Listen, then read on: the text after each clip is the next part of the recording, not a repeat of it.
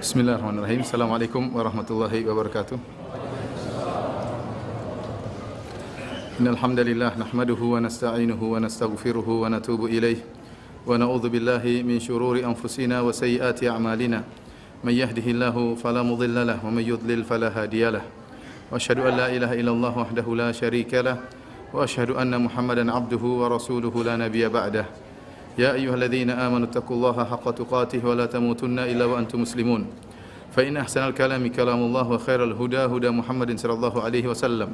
Wa syarrul umuri muhdatsatuha wa kullu muhdatsatin bid'ah wa kullu bid'atin dhalalah wa kullu dhalalatin finnar. Para hadirin dan hadirat yang dirahmati oleh Allah Subhanahu wa taala, alhamdulillah puji dan syukur senantiasa kita panjatkan dan wajib untuk kita panjatkan kepada Allah Subhanahu wa taala atas segala karunia yang senantiasa Allah berikan kepada kita, dan kita memohon kepada Allah Subhanahu wa taala agar kita termasuk hamba-hambanya yang pandai bersyukur kepada Allah Subhanahu wa taala. Salawat dan salam semoga senantiasa tercurahkan kepada junjungan kita Nabi Muhammad sallallahu alaihi wasallam dan juga kepada keluarganya dan para sahabatnya serta orang-orang yang setia meniti jalannya hingga akhir zaman kelak. Pembahasan kita pada malam hari ini adalah pembahasan yang sangat penting untuk diketahui oleh penuntut ilmu dan juga diketahui oleh para dai, ya. Karena pembahasan ini adalah pembahasan yang jika seorang tidak paham tentang masalah ini, yaitu masalah adabul khilaf, adab-adab tatkala menghadapi perselisihan di kalangan para ulama, ya. Dia tidak memahami adab-adab ini, maka akan menimbulkan perpecahan di antara kaum muslimin. Akan menimbulkan tuduh-menuduh di antara kaum muslimin. Oleh karenanya seorang yang mengaku bermanhaj salaf, ya, manhaj salafi, dia harus tahu bagaimana manhaj salaf dalam masalah khilafiyah. Ya, sebagaimana dia belajar manhaj salaf dalam akidah, ya, manhaj salaf dalam bermuamalah dengan pemerintah, manhaj salaf dalam hal-hal yang lain, demikian juga dia harus tahu bagaimana manhaj salaf dalam menghadapi permasalahan khilafiyah, ya. Dan para ulama telah menjelaskan tentang manhaj salaf dalam menghadapi permasalahan khilafiyah. Di antaranya Syekhul Islam Ibnu Taimiyah dalam Mujmu' Fatawa, demikian juga Ibnu Qayyim dalam I'lamul Muwaqqi'in, demikian juga Ibnu Rajab Al-Hambali, ya, dalam syarah Jami'ul Ulum wal Hikam, ya, syarah Arba'in Nawawiyah. Demikian juga para ulama yang lain, ya. Mereka telah menjelaskan tentang manhajus salaf dalam menghadapi permasalahan khilafiyah yang diperselisihkan oleh para ulama. Intinya dari pembahasan tersebut, manhaj salaf adalah untuk masalah khilafiyah maka kita toleransi terhadap orang menyelisihi kita selama masalah tersebut adalah masih masalah khilafiyah, dengan kita berusaha mencari kebenaran menurut kita yang paling benar di antara dua pendapat atau tiga pendapat atau empat pendapat atau lebih daripada itu. Dan tidak mengapa kita menyatakan saya yang benar, kamu yang salah. Dan tidak mengapa kita membantah orang yang misalnya menyelisih kita meskipun masalah khilafiyah. Kita mengatakan dalilmu keliru, yang benar seperti ini, dan ini sudah dilakukan oleh para ulama sejak dahulu. Mereka menulis buku dan mereka saling membantah, tetapi tidak disertai dengan cacian dan makian. Dan tetap ada al-mawaddah di antara mereka, kasih sayang, husnudzon di antara mereka tetap terjaga, ya. Sehingga meskipun terjadi khilaf dalam masalah ilmiah, mereka tetap saling mengasihi, saling memuji di antara mereka dan tidak memecah barisan kaum muslimin. Nah, adab inilah yang hilang dari sebagian penuntut ilmu, terutama orang-orang yang baru pertama kali belajar manhajus salaf, baru belajar sunnah, ya. Dia menyangka sebagian perkara-perkara sunnah merupakan perkara pembeda antara hak dan batil. Saya masih ingat sekitar tahun 2000-an atau tahun 1999, awal-awal saya pengajian, sampai orang yang menyangka kalau ada orang sholat jarinya tidak digerak-gerak, ini bukan salafi. Gara-gara jarinya tidak digerak. Sampai seperti itu. Padahal masalah khilafiyah. Saya pun dahulu saya menggerakkan jari, sekarang saya tidak menggerakkan lagi. Ya. Artinya ini masalah khilafiyah. Menggerak silakan, yang tidak menggerak juga tidak jadi masalah. Dahulu orang menyangka kalau ada orang, ya, sholat kemudian kunut subuh seakan-akan sholatnya nggak beres. Maka jangan sholat di situ, cari sholat di tempat yang lebih baik. Dia tinggalkan sholat di pinggir masjidnya, dia tinggalkan sholat tersebut. Kenapa? Karena imamnya kunut subuh. Dan disangka itu adalah perkara yang urgen, yang membedakan antara kebenaran dengan kebatilan. Jadi ini adalah kesalahan. Kenapa? Dia baru ngaji. Semangat ya. Ya. Dan ini wajar ya. Tapi kalau sudah 11 tahun ngaji, 15 tahun masih tetap juga begitu, itu masalah. Ya. Kalau awal-awal biasa. Awal-awal biasa, dia ngerti. Dia menyangka itu kebenaran kebatilan. Sampai saya ditanya beberapa hari lalu, Ustaz, saya baru mengenal sunnah Ustaz. Selama ini saya sholat tidak menggerakkan jari. Apakah sholat saya selama ini sah? Subhanallah. Saya juga tidak menggerakkan jari. Berarti sekarang tidak sah sholat saya. Jadi, dan ini wajar karena orang baru ikut pengajian. Menjadikan perkara-perkara yang perkara khilafiyah dijadikan barometer untuk mengenal seorang di atas kebenaran atau di atas kesalahan. Padahal itu bukanlah barometer. Kalau kita lihat para ulama khilaf, para ulama terdahulu mereka khilaf dalam banyak masalah. Barang siapa yang belajar buku-buku fikih dia akan dapati banyak sekali khilafiyah. Antum aja yang belajar kitab Bidayatul Mujtahid, ya, karangan Ibnu Rushd, dari bab fikih pertama sampai akhir semuanya ada khilaf. Semuanya ada khilaf. Dia menyampaikan khilafnya begini, sebabnya khilafnya begini, pendapat Malikiyah begini, pendapat Syafi'iyah begini, pendapat Al-Imam Ahmad begini, ya, pendapat Hanafiyah begini, tanpa ada cercaan, tanpa ada celaan. Ya. Syekh Utsaimin rahimahullah juga sering menyampaikan khilaf dan mengatakan pendapat yang tatma'innu ilaihi an-nufus, yang hatiku lebih condong kepadanya adalah pendapat ini misalnya. Dia tidak mengatakan yang itu sesat, yang itu ngawur, ini keluar dari manhajus salaf, ya. Tidak. Tapi dia ihtiram, memuliakan yang lainnya, ya, memilih pendapat yang lebih benar, menyalahkan yang lain tidak mengapa, tetapi dengan kata-kata yang menunjukkan penghormatan. Kenapa? Karena ini masalah khilafiyah. Kita tidak berbicara tentang para ulama zaman dahulu. Kita bicara tentang para ulama salafiyin di zaman sekarang. Contohnya Syekh Utsaimin dan Syekh bin Baz rahimahullahu taala, sering pendapat mereka sama berbeda dengan pendapat Syekh Albani rahimahullah dalam banyak masalah. Khilaf antara Syekh bin Baz dengan Syekh Al-Albani rahimahumullahu taala, ya, dan khilafnya dalam permasalahan-permasalahan fikih, ya, maupun masalah-masalah kontemporer. Contohnya Syekh Albani, ya, rahimahullahu taala menganggap salat tarawih lebih dari 11 rakaat adalah bid'ah. Ini diselisihi oleh Syekh bin Baz, diselisihi oleh Syekh Utsaimin, bahkan diselisih oleh 4 mazhab. Taib, namun apakah Syekh bin Baz kemudian mencela Syekh Albani atau Syekh Albani kemudian mencela Syekh bin Baz dan Syekh Utsaimin dan para ulama yang lainnya? Dia menunjukkan wijhatun nazar dia menunjukkan sudut pandang dia bahwasanya lebih dari 11 rakaat adalah bid'ah menurut pandangan dia. Namun para ulama yang lain memandang dengan cara pandang yang berbeda. Mereka menganggap bahwasanya masalah salat tarawih tidak ada batasannya, mau 20, mau 30, mau 40, dan para salaf dahulu salat sampai ada yang 40 rakaat, ada yang 100 rakaat. Dan mereka mengatakan, bukankah kita mengikuti manhaj salaf? Nah, kalau kita tahu bahwasanya para salaf dahulu salat lebih dari 11 rakaat, atau kita mengatakan mereka semua terjerumus dalam bid'ah? Intinya khilaf antara Syekh Albani dengan Syekh bin Baz. Nah, kalau kita bersikeras dalam masalah ini, seorang mungkin baru penuntut ilmu baru, dia mengatakan, lihat, Syekh Albani mengatakan lebih dari 11 rakaat bid'ah. Nah, itu sholat di sana imamnya 20 rakaat. Kalau gitu enggak boleh, tidak akan diterima sholat itu. Kenapa? Karena sholat bid'ah lebih dari 11 rakaat. Kalau seorang baru belajar ngaji, dia akan keras, dia menyangka bahwasanya sholat tersebut tidak akan diterima. Dia tidak tahu ternyata itu masalah khilafiyah. Contohnya seperti Syekh Albani rahimahullahu taala berpendapat bahwasanya jual beli secara kredit adalah riba berdasarkan hadis Nabi sallallahu alaihi wasallam, man ba'a bai'ataini falahu awkasuhuma aw riba. Barang siapa yang beli dengan dua harga, maka hendaknya dia menjual dengan harga yang paling murah, kalau tidak dia terjerumus dalam riba. Syekh Albani rahimahullah berdalil dengan hadis ini bahwasanya kredit hukumnya riba. Sementara jumhur ulama mengatakan tidak mengapa, di antara Syekh bin Baz, Syekh Utsaimin dan yang lainnya.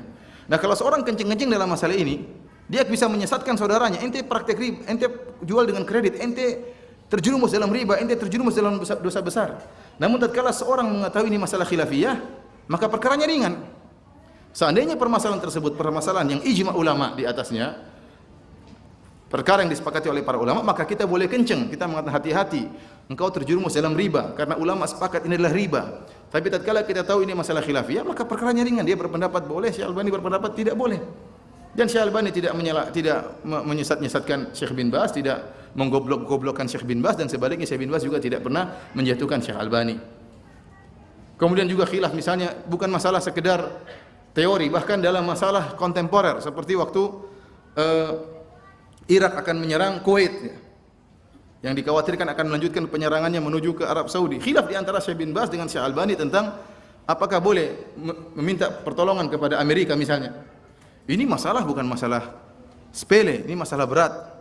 Masalah antara hidup dan mati, masalah antara keselamatan, ya, keselamatan jutaan nyawa kaum muslimin.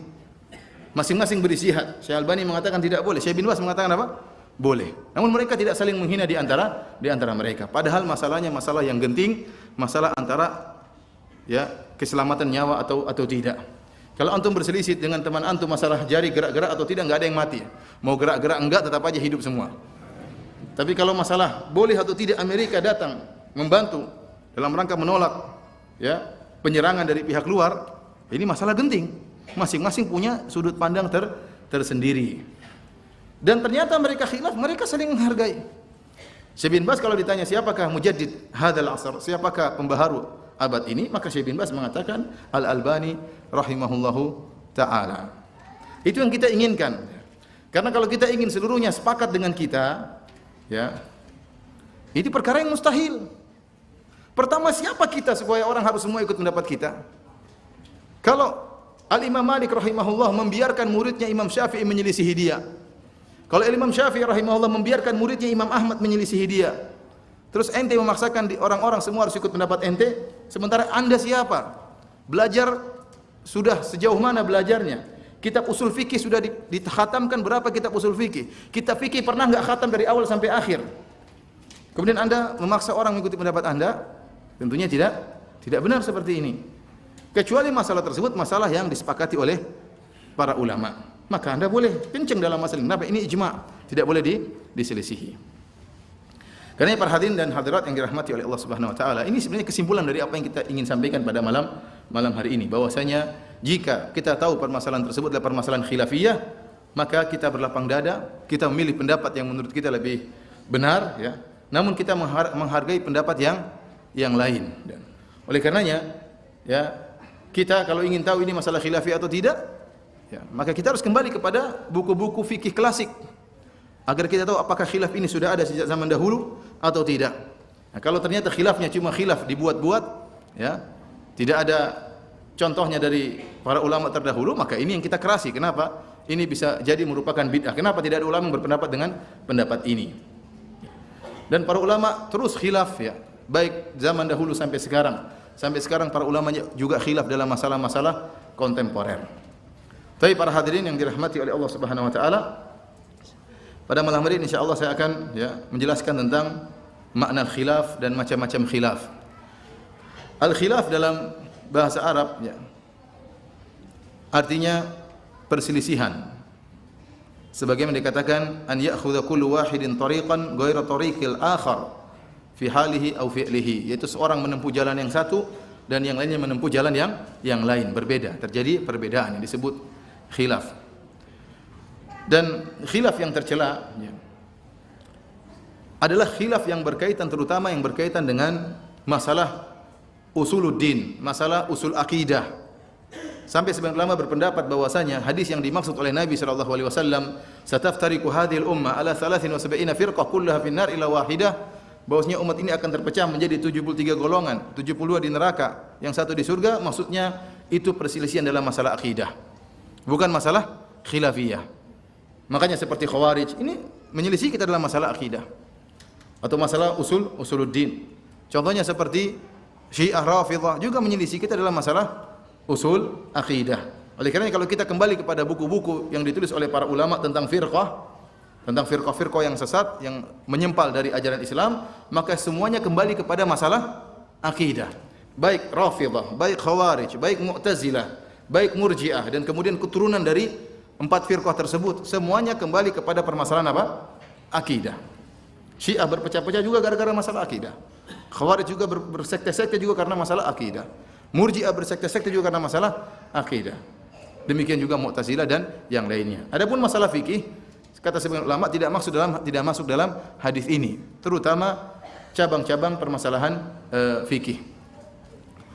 Tapi para hadirin dan hadirat yang dirahmati oleh Allah Subhanahu wa taala, contohnya di antara ya hal-hal yang menimbulkan firaq, harus berselisih.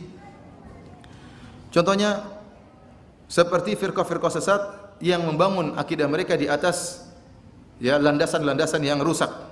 Seperti orang-orang Syiah yang bangun akidahnya dibangun di atas pengkafiran para sahabat, atau dibangun akidahnya di atas bahwasanya para imam mereka maksum.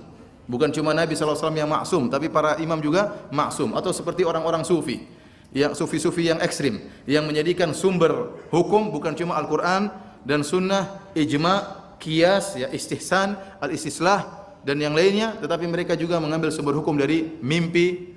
Kemudian misalnya ada suatu yang turun, kemudian mereka ya, istilah-istilah mereka lah, kasyf atau seperti mimpi dan yang lain. Ini bukan sumber hukum dalam Islam. Berarti mereka sudah menyelisih kita dalam perkara yang usul, yaitu metode pengambilan hujjah, metode pengambilan sumber hukum. Nah, kalau kita jelas Ahlus Sunnah wal Jamaah, Al-Quran, hadis, kemudian ijma, kemudian qiyas, dan ada sumber hukum yang diperselisihkan seperti al-istihsan, al-istislah dan yang lainnya. Adapun mengambil sumber hukum dari mimpi atau dari kasyf atau dzauq, dari perasaan, maka ini bukan metode ahli sunnah dalam mengambil hukum. Oleh karenanya kalau ada berpendapat demikian, maka kita kencang dan kita harus berselisih dengan mereka, karena mereka menyelisih ahli sunnah dalam urusan pokok-pokok agama. Contohnya seperti orang-orang Mu'tazilah yang menolak hadis ahad. Hadis ahad ditolak.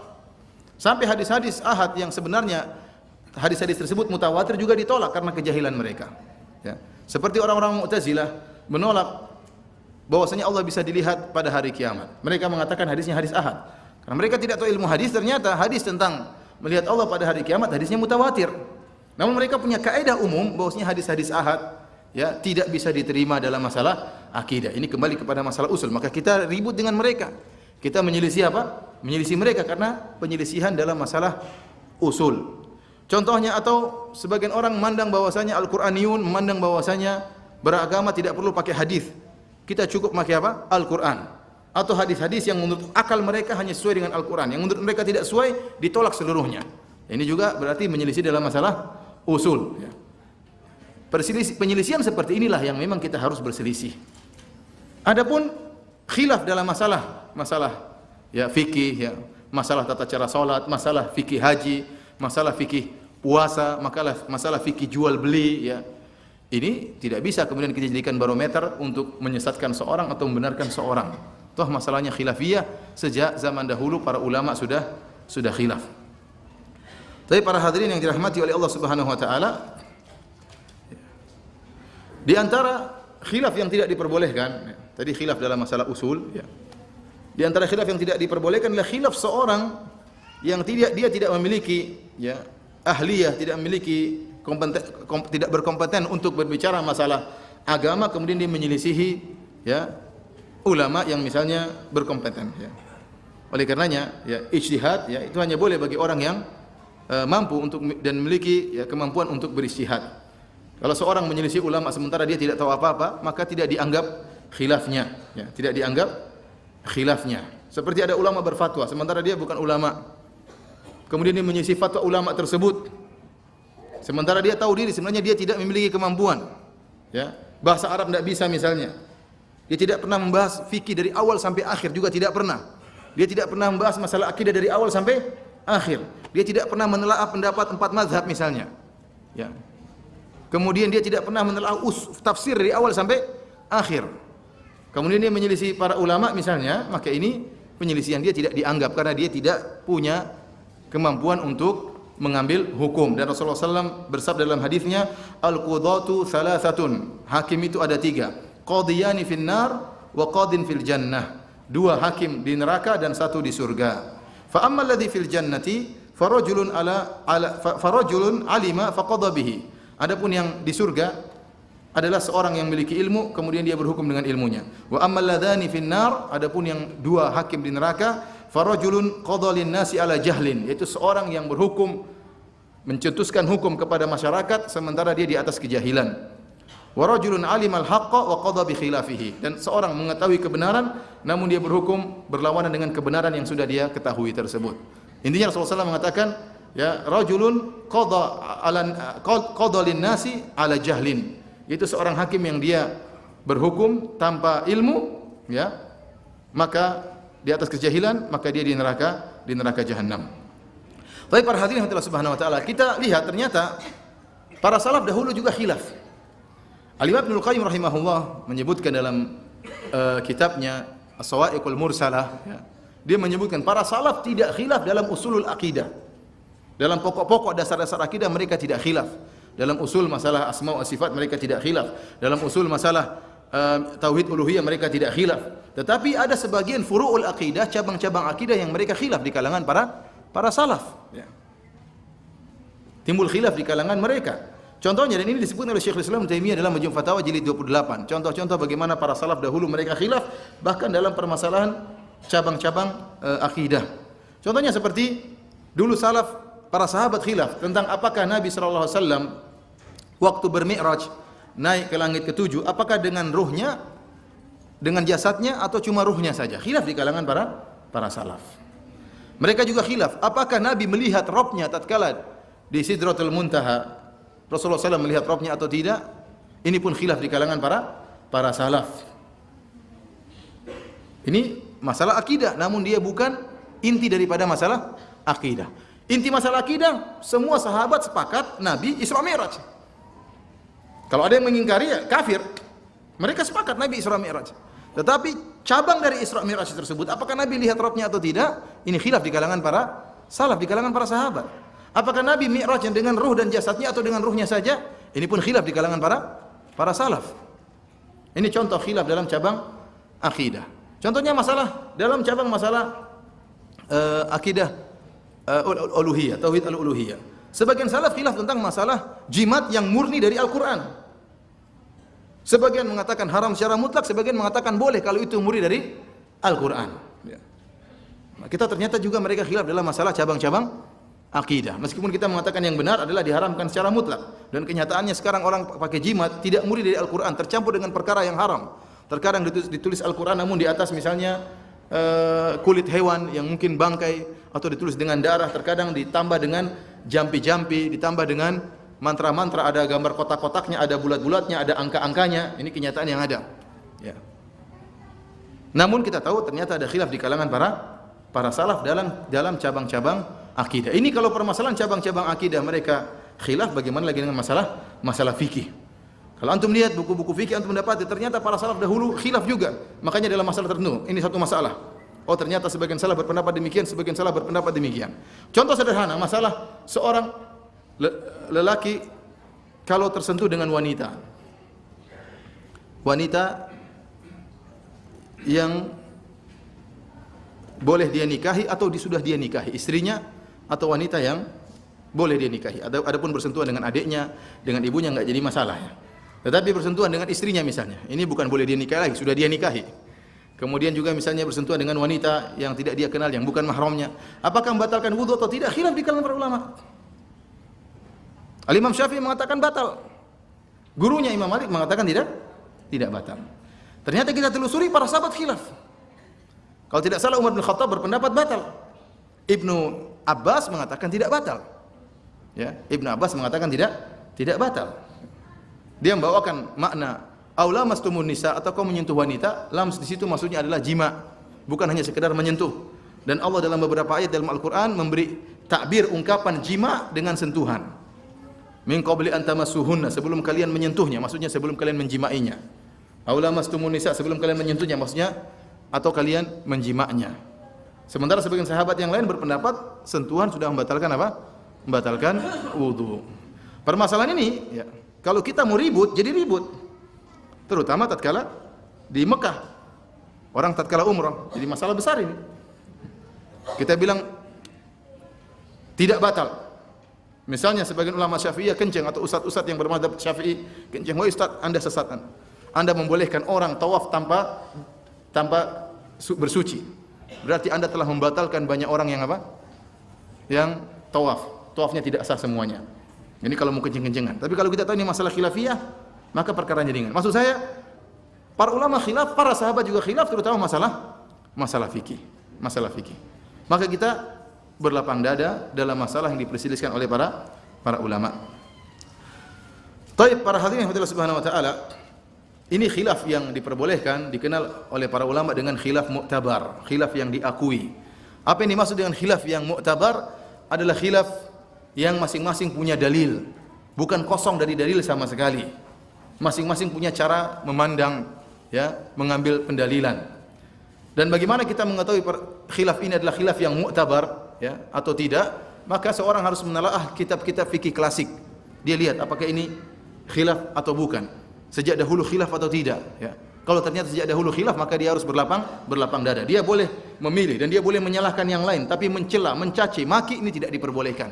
Berarti dia tidak beradab dengan adab khilaf dan dia telah melepaskan manhaj salaf dalam masalah khilafiyah. Saya katakan tadi, sebagaimana manhaj salaf ada dalam masalah akidah, manhaj salaf dalam bermuamalah dengan pemerintah, demikian juga ada manhaj salaf dalam bermuamalah dengan masalah-masalah khilafiyah.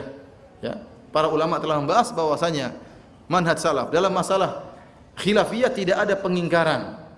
Tidak boleh kalian mengatakan ini sesat, ini ngawur, ini ahlul bid'ah gara-gara masalah khilafiyah. Tapi para hadirin Allah Subhanahu wa taala, ya. Yang sedih kita lihat sekarang, terkadang masalah khilaf gara-gara masalah fikih, masalah sederhana. Sebagian ahlu sunnah ribut sudah hampir 15 tahun, lebih bahkan. Gara-gara cuma masalah apakah kita boleh menerima sumbangan dari sebuah yayasan yang dipermasalahkan. Tapi ini bukan masalah akidah, ya. Ini khilaf, masalah sepele seperti ini khilaf. Kemudian sampai ribut, ya. Sampai seorang menceraikan istrinya, sampai seorang tidak bicara dengan bapaknya, sampai sahabat akhirnya terpisah gara-gara dua sahabat dahulu dekat, gara-gara yang satu berpendapat tidak boleh, satunya boleh, akhirnya ribut. Saya pernah ditelepon beberapa tahun lalu, Ustadz Firanda dari Indonesia ditelepon, ada apa? Kata dia, Ustadz, istri saya dibawa lari. Siapa yang bawa lari? Istri dan anak-anak saya dibawa lari oleh ipar-ipar saya. Kenapa? Karena saya baca buku Ustadz. Subhanallah. Buang aja buku saya daripada istrimu dibawa lari. Artinya dia tidak mau menyesatkan saya. Ya. Masa terus, subhanallah, masa gara-gara seperti itu, ya, istrinya dibawa lari sama, ini dari mana seperti ini? Ustadz, siapa yang berfatwa demikian? Suruh bawa istrimu. Apakah sejauh itu bahayanya? Ini bukan masalah akidah, masalah jangankan orang ahlul bid'ah, ya, ini pun ahlul bid'ahnya masih diperselisihkan. Ahlul bid'ah atau tidak, para ulama khilaf dan banyak ulama mengatakan mereka bukan ahlul bid'ah yang memberikan sumbangan tersebut. Bahkan orang kafir kalau kasih sumbangan kita terima selama tidak ada syaratnya. Rasulullah SAW menerima hadiah dari Muqawqis. Rasulullah SAW menerima hadiah dari Raja Nasrani dari Mesir, dikasih hadiah, Rasulullah SAW terima. Ya. Dan ini pernah ditanyakan langsung kepada Syekh Shalih Al-Fauzan tentang masalah ini. Aneh, maksud saya, kalau masalah sederhana seperti ini, khilaf sampai 15 tahun, sampai gontong-gotongkan, sampai sesat menyesatkan, ya. Bagaimana? Padahal akidahnya sama, ya. Cara metode ininya sama, tapi masalah gini tidak bisa terima, ya. Ini sebenarnya bukan masalah ilmiah, tapi masalah hati. Bukan masalah ilmiah, tapi masalah apa? Masalah hati. Baru-baru ini juga masalah memilih. Iya, ramai atau tidak? Ramai. Qadarullah, ya. Qadarullah khilaf di kalangan ustadz, ya. Ya, kita pingin satu suara, namun qadarullah cara pandang berbeda. Ya, kita bilang masalah khilaf masing-masing punya cara pandang. Yang masing-masing juga punya dalil, satunya mengharamkan, satunya membolehkan. Dan kita boleh menyatakan itu salah, yang benar seperti ini, enggak jadi masalah. Firanda salah, enggak jadi masalah. Tapi kalau Firanda ngawur, Ustadz ABG, ini jadi masalah.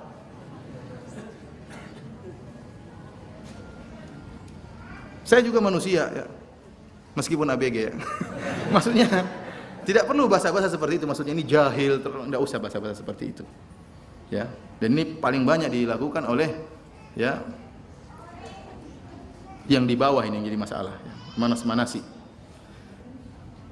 Ya, ini masalah khilafiyah. Ya, masing-masing punya dalil, masing-masing punya hujah. Seandainya itu dalil turun dari langit, tidak boleh milih, saya akan ikuti. Sampai saya katakan, ikhwan, ini pendapat, ya, mungkin saya salah, mungkin saya benar. Ustadz yang lain juga mungkin salah, mungkin juga juga benar. Saya tanya sama antum misalnya, saya katakan seandainya kita di suatu tempat, suatu RW lah, RW tersebut terdiri atas 80 kepala keluarga. Yang 40 nyunah semua. Yang 20 awam, yang 20 Nasrani misalnya. Ini gambaran contohnya, 40 nyunah, 20 Nasrani, 20 awam. Sekarang pemilihan kepala RW, satunya pendeta, satunya guru ngaji misalnya. Antum tahu kalau pendeta ini menang maka dia sering kebaktian di kampung. Bagaimana sikap antum, milih atau tidak? Hah? Atau tidak? Enggak usah. Enggak usah ya. Atau kita gembosi yang enggak usah. Biar aja dia. Sehingga akhirnya 60 semua enggak ada yang milih, tinggal 20 yang milih. Nasrani yang naik. Setelah itu kita marah-marah. Kenapa sekarang ada kebaktian loh? Kan saya sudah terpilih oleh kalian kata. Oke, maksud saya ini logika sederhana. Maksudnya saya juga punya dalil. Yang lain mengharamkan juga punya dalil. Dia mengatakan percuma kita milih, tidak ada faedahnya. Misalnya, kita hargai. Kita hargai. Tidak boleh juga kita mencela yang lainnya, tidak boleh. Maksud saya khilaf itu wajar, tetapi jangan sampai mencela dan mencaci maki. Dan saya ingatkan kepada murid-murid, jangan menjadi namam, tukang adu domba di antara apa? Ustaz. Hati-hati, dosanya gede. Dosanya gede. Kenapa? Kalau ustaz sudah khilaf, yang di bawah pasti ikut-ikutan. Iya. Kalau ustadznya sudah kasar, istilah orang, kalau guru kencing berdiri, muridnya kencing sambil berlari. Pasti lebih kasar. Maka jangan dia memacu, dia berusaha meredamkan khilaf di antara para ustadz. Ya, karena syaitan ingin memecah belah di antara ustadz. Contoh, saya beri contoh kecil tentang bagaimana seorang jadi namam, tukang mengadu domba. Dia mengatakan, Ustaz, itu si fulan Ustaz. Ustaz fulan itu ABG Ustaz. Dia misalnya, Ustaz terpancing misalnya. Ustaz terpancing sehingga kemudian emosi membantah yang lainnya dengan bahasa yang kasar misalnya. Ini tidak benar, ini tidak beradab dengan adab khilaf. Mana manhaj salaf dalam masalah apa? Khilafiyah. Saya katakan juga seperti saya mengajarkan kepada antum, kalau saya bikin antum taklid sama saya bisa. Setiap masalah saya cuma sebutkan satu permasalahan. Yang lain salah. Saya tidak pernah menyebutkan khilaf. Antum terdidik untuk hanya milih satu apa? Pendapat. Sehingga kalau ada pendapat yang langsung antum salahkan. Tidak terbiasa antum mendengar apa adanya perselisihan. Secara tidak langsung Anda meskipun saya tidak ingin ditaklidi, antum akan taklid sama saya. Tapi kalau sejak awal saya mengatakan ini adalah pendapat, dua pendapat, pendapatnya seperti ini, dalilnya seperti ini, maka Anda tidak. Tapi kalau saya mengatakan ini pendapat yang benar, yang lain ngawur, tidak ikut dalil, menyisi manhaj salaf, antum terbawa untuk apa? Menyalahkan yang lain. Saya tidak mengajarkan taklid, tapi dengan sendirinya antum ditaklidi. Maka metode mengajar seorang dai pun berpengaruh dalam masalah taklid atau tidak. Contoh pengadu domba. Misalnya seorang ustadz menyampaikan dalil yang menurut dia benar. Dia mengatakan masalah ini pendapat yang benar begini. Lantas muridnya mengatakan, Ustadz, tapi Ustadz fulan mengatakan bukan begitu Ustadz. Wah, di depan umum dikatakan demikian. Emosi dia. Namanya manusia, tatkala dipatahkan dengan pendapat ustadz yang mungkin sejajar dengan dia atau yang lebih rendah daripada dia, maka bisa emosi ustadz tersebut. Dia manusia, dia bukan malaikat, juga bisa salah. Bayangkan, misalnya saya menyampaikan pendapat yang benar masalah ini adalah seperti ini. Terus ada yang mengatakan, Ustadz Firanda, tapi Ustadz Fulan mengatakan itu keliru, itu ngawur Ustadz, yang benar begini. Mungkin saya emosi bilang, dia belajar di mana? Saya bisa saja menjatuhkan dia. Emang dia belajar di mana? Pernah belajar buku apa sama ulama? Mau menyelisih saya, misalnya. Secara tidak langsung Anda menjadikan saya berkelahi dengan ustadz yang lain. Tapi kalau Anda bilang, Ustadz bagaimana dengan pendapat yang lain? Dalilnya seperti ini. Ustadz ini tidak emosi. Tapi kalau Anda menyebutkan nama ustadz yang lain, ini ribut berarti. Maka jangan Anda menjadi tukang adu domba di antara ustadz. Atau sekalian Anda mengatakan, Ustadz tapi Ibnu Taimiyah mengatakan demikian. Nah, dia tidak berani melawan Ibnu Taimiyah. Paham? Tapi kalau sesama level, masalah nanti. Timbul apa? Keributan. Maka di antara adab jangan seperti itu. Jangan kita patahkan pendapat ustaz dengan menyebut nama ustaz yang lain. Antum harus menjaga diri. Meskipun ustaznya mengatakan siapa berpendapat demikian, antum jangan terpancing. Adalah ustaz, pokoknya ada. Antum jangan sebutkan namanya. Nanti namanya manusia dan setan ingin mengadu domba di antara para duat. Kita tahu masing-masing duat ya, mereka punya ya kemuliaan dan mereka punya jasa yang harus kita hargai, dan manusia tidak luput dari kesalahan. Dan saya ingatkan sekali lagi, jangan sampai murid-murid menjadi pemicu perpecahan di antara dai. Kalau ada yang mulai memicu-micu, mulai manas-manasin, tinggalkan orang tersebut. Ente tidak beradab, bilang begitu. Ente tidak beradab dengan manhaj salaf. Ente tidak di atas manhaj salaf, bukan seperti ini. Langsung ditegur. Ente belajar manhaj salaf dalam masalah adab, masalah khilaf. Ini bukan adab yang benar. Kenapa? Karena cara-cara seperti ini ya menimbulkan perpecahan. Tapi para hadirin yang telah subhanahu wa ta'ala, di sana ada khilaf-khilaf yang tidak boleh ditoleransi. Apa saja khilaf-khilaf yang tidak boleh toleransi? Pertama, khilafun syadz. Khilaf yang syadz namanya khilaf yang tidak dianggap, ya, khilaf yang tidak dianggap. Dan ini meskipun ada sebagian salaf yang berpendapat, namun dia disebut dengan zallatul alim, yaitu kesalahan seorang ulama, karena tidak ada yang maksum. Contohnya kita dapati sebagian ulama, sebagian salaf ada yang bolehkan berhubungan dengan wanita lewat dubur, ada. Yang dia mengatakan ini ada salaf yang bolehkan seperti ini. Kemudian kita mengatakan berarti boleh. Oh enggak, ini khilaf syadz kata para ulama. Namanya dia keliru, maka kita jangan mencari kekeliruannya. Contohnya ada sebagian salaf, tabi'in atau tabi'in kalau tidak salah atau yang lain, intinya salaf yang bolehkan nikah mut'ah, ada. Tidak sampai kepada dia dalil tentang pengharaman nikah mut'ah. Maka jangan seorang mengatakan tuh, salaf juga ada yang bolehkan, berarti saya boleh dong nikah mut'ah. Enggak boleh. Ini namanya khilaf yang syadz. Contohnya sebagian ulama Hanafiyah berpendapat tentang bolehnya seorang minum nabidh. Nabidh itu asir, apa namanya, jus yang dibuat dari sebagian buah, kemudian mengalami proses fermentasi sehingga muncul alkohol, ya, kalau diminum enak. Ada nabidh, ya, nabidh jus tadi yang melalui proses fermentasi, ada yang terbuat dari anggur, ada yang terbuat dari beras, ada yang terbuat dari korma, ada yang terbuat dari gandum, ya. Nah, jumhur ulama berpendapat seluruhnya diharamkan, ya. Kalau sudah menjadi khamar, seluruhnya diharamkan.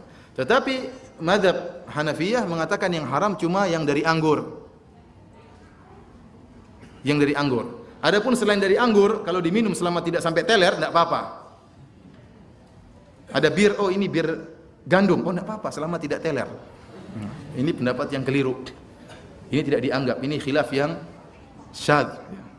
Khilaf yang syadz, keliru.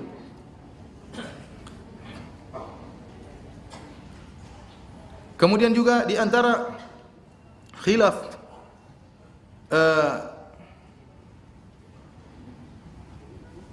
yang tidak ada toleransi, misalnya khilaf yang diada-adakan, yang dahulu para ulama tidak khilaf. Saya boleh contohkan misalnya masalah tahlilan. Tahlilan itu, ya, dengan metode yang ada sekarang ini, ya, ternyata para ulama dahulu mengingkari, bahkan ulama Syafi'iyah. Kemudian datang orang sekarang, orang-orang belakangan mengatakan boleh. Kenapa? Agar kita tidak ribut dengan tradisi. Toh para ulama Syafi'iyah hanya mengatakan makruh. Daripada kita ribut, maka makruh ini kita tempuhi aja, tidak jadi masalah. Ini bukan begitu cara, ya, berdalil. Kalau begitu semua makruh bisa kita kerjakan gara-gara daripada ribut misalnya. Ya, kita bilang para ulama Syafi'iyah dahulu ada yang mengharamkan, ada yang memakruhkan, ada yang membid'ahkan. Lantas kemudian muncul zaman sekarang sebagian orang melakukan tradisi tertentu yang tidak ada contohnya sama sekali dan tidak pernah disebutkan khilafnya oleh para ulama, maka kita mengingkari khilaf tersebut. Kenapa? Tidak ada di buku-buku fikih. Coba buku-buku fikih mana? Saya kemarin sempat ke kantor Mahkamah Agung khutbah Jumat. Saya dapat buku judulnya Sabilul Muhtadin. Sabilul Muhtadin adalah buku karangan ulama Indonesia, ya, yang dia pernah belajar mungkin di Mekah, ya, kemudian dia pulang ke tanah air menjadi syekh besar, ya, di Kalimantan. Makanya di Banjarmasin ada masjid namanya Masjid Sabilul Muhtadin. Sabilul Muhtadin, ya. Sabilul Muhtadin, ya. Saya buka buku dia, saya buka masalah tahlilan. Ya, karena ini ulama Syafi'i Indonesia, ulama Syafi'i Indonesia. Kemudian saya buka, kemudian saya foto, ya, dari buku tersebut, dan ada fotonya, ya. Ini fotonya, ya. Nggak kelihatan, ya. Kalau ente bisa lihat, hebat. Saya bacakan. Saya baca, ini pendapat dia dalam buku Sabilul Muhtadin halaman 503. Dan saya tanya sebagian teman-teman di Banjarmasin, kata mereka kalau sudah bahasan-bahasan ini, mereka baca buku Sabilul Muhtadin, mereka loncat, tidak dibaca. Apa kata Syekh ini, penulis buku ini? Makruh lagi bid'ah bagi yang kematian membuat makanan untuk dimakan oleh orang banyak, baik sebelum maupun sesudah mengubur, seperti yang kebiasaan dikerjakan oleh masyarakat. Makruh lagi bid'ah menghadiri undangan itu. Nah, jadi dia katakan jelas tidak boleh. Orang yang sudah kematian kemudian buat makanan, mengundang orang sebelum kematian maupun sudah kematian. Setelah penguburan atau sebelum penguburan tidak. Ini mazhab Syafi'i. Ini adalah mazhab Syafi'i. Namun orang-orang sekarang menyelisih mazhab Syafi'i, kemudian membolehkan hal ini, maka tidak kita toleransi. Tapi dalam pengingkaran tentunya kita butuh hikmah. Tapi maksud saya jangan seorang mengatakan, Ustaz, masalah tahlilan kan masalah khilafiyah. Kita bilang bukan masalah khilafiyah. Mana dalam buku fikih klasik yang mengatakan boleh apa? Acara tahlilan. Kalau ada, ternyata pendapatnya 10 ulama berpendapat, maka saya toleransi. Meskipun saya yakin itu bid'ah. Tapi kalau ada ulama Syafi'i misalnya 20 ulama mengatakan itu disunahkan, maka saya wajib bagi saya untuk apa? Toleransi, karena itu berarti masalah khilafiyah. Tapi kalau enggak ada, berarti ente ngadakan-adakan, ente mengkhilaf-khilafkan, berarti bukan khilaf. Jadi tidak semua khilaf kemudian atau yang dianggap khilaf kemudian kita benarkan. Tapi para hadirin Allah Subhanahu wa taala, di antara masalah khilaf yang tidak boleh toleransi adalah masalah khilaf yang menyelisih ijma'. Jadi bisa jadi zaman sahabat ada khilaf, kemudian mereka ijma'. Maka kalau sudah terjadi ijma', kesepakatan para ulama dalam satu masa, maka tidak boleh ulama yang setelahnya menyelisih ijma' tersebut. Contoh masalah sekarang dibantah oleh Syekh Islam Taimiyah dalam kitabnya Minhajus Sunnah Nabawiyah, masalah memberontak kepada pemerintah. Kita dapati sebagian orang membolehkan berontak kepada pemerintah yang zalim. Mereka berdalil dengan sikap sebagian salaf. Bukankah si fulan pernah memberontak?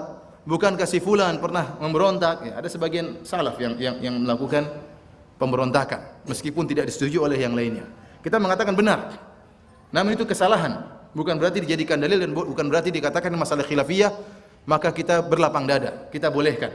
Kenapa? Karena setelah itu terjadi ijma' dan Ibnu Taimiyah menukil ijma' tentang masalah ini. Bahwasanya setelah itu ijma' Ahlussunnah wal Jamaah bahwasanya tidak boleh memberontak terhadap pemerintah yang zalim. Pemerintah muslim yang zalim, ya. Maka tidak boleh seorang berdalil dengan apa yang terjadi khilaf sebelum ijma'. Kemudian padahal sudah terjadi ijma' tentang tidak bolehnya. Seperti masalah haramnya musik. Haramnya musik ijma'. Telah disampaikan ijma' oleh ulama mazhab Syafi'iyah, mazhab Hanabilah, mazhab Malikiyah, mazhab Hanafiyah, seluruhnya menukil tentang ijma' haramnya musik. Kemudian timbul misalnya Ibnu Hazm rahimahullah, ya, setelah beberapa abad kemudian mengatakan musik halal. Maka tidak boleh seorang berdalil dengan siapa? Ibnu Hazm ini masalah khilafiyah, tidak boleh ente ingkari. Kita bilang sudah terjadi ijma'. Dan yang menukil ijma' banyak bahwasanya musik itu haram. Jadi kalau sudah timbul ijma' tidak boleh kita menyelisih. Kalau ada yang berpendapat menyelisih ijma' ada, namanya ulama tidak maksum, bisa salah. Atau dia tidak tahu bahwasanya sudah ijma' maka dia menyelisihi menurut ijtihad dia. Maka tidak boleh kita jadikan ijtihad dia sebagai dalil untuk menyatakan masalah khilafiyah. Maka buat apa kita ribut? Yang mau dengar musik silakan, yang mau joget silakan, enggak boleh. Dan subhanallah waktu tersebar apa namanya? Klip tentang seorang yang lagi joget-joget kemudian meninggal tiba-tiba. Semua orang tahu itu jelek. Meskipun yang menghalalkan musik yang menghalalkan musik tahu itu jelek, padahal dia menghalalkan musik. Kalau orang nyanyi kemudian meninggal, kira-kira pandangan masyarakat apa? Jelek atau bagus? Jelek. Meskipun dia menghalalkan musik. Itu berarti fitrah bahwasanya itu meninggal dalam kondisi tidak baik. Meninggal dalam kondisi tidak baik. Tapi para hadirin yang Allah Subhanahu wa taala,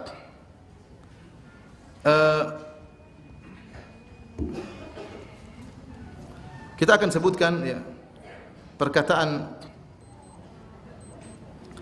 para ulama ya tentang menghadapi permasalahan khilafiyah.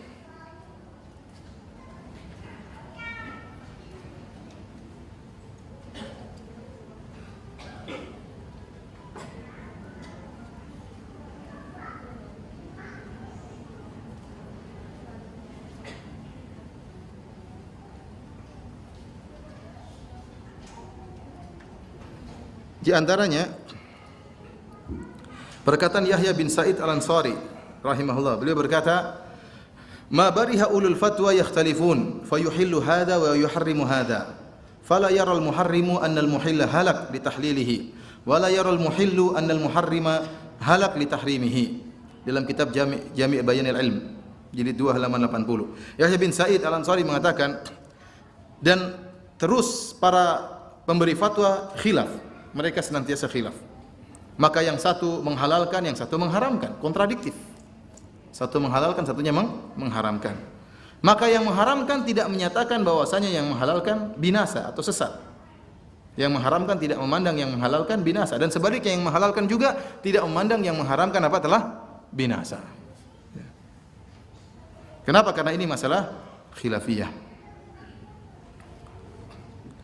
Demikian juga misalnya Qatadah As-Sadusi. Qatadah As-Sadusi seorang tabi'in ya. Dia punya kesalahan. Dia memandang punya pemikiran Qadariyah. Apa itu pemikiran Qadariyah? Yaitu dia memandang bahwasanya ini masalah takdir ya, bahwasanya sebagian perkara ini di luar kehendak Allah Subhanahu wa taala. Tujuan dia baik ya. Dia tidak ingin menyatakan bahwasanya Allah menghendaki kemaksiatan. Nah, kalau ada orang melakukan maksiat, maka ini bukan kehendak Allah Subhanahu wa taala. Dan ini kesalahan fatal dalam masalah akidah. Tetapi apa kata Imam Zahabi tatkala menyebutkan Qatadah, dan seorang tabi'in, dia mengatakan wala allallaha ya'dhuru amsalahu mimman talabbasa bi bid'atin yuridu biha ta'dhimal bari wa tanzihahu wa badala wus'ahu. Dan semoga Allah Subhanahu wa taala memberi uzur terhadap orang-orang seperti ini yang masih tercampur dengan bid'ah, sementara dia melakukan bid'ah tersebut dalam rangka untuk mengagungkan Allah Subhanahu wa taala dan untuk mensucikan Allah dari perkara-perkara yang buruk. Idza kathura sawabuhu, kalau dia dikenal memiliki banyak kebaikan. Jadi tatkala kita khilaf dengan saudara kita, taruhlah saudara kita salah ya, maka jangan kita lihat yang salahnya tersebut. Kita ingat orang ini masih banyak kebaikannya. Orang ini sudah lama berdakwah.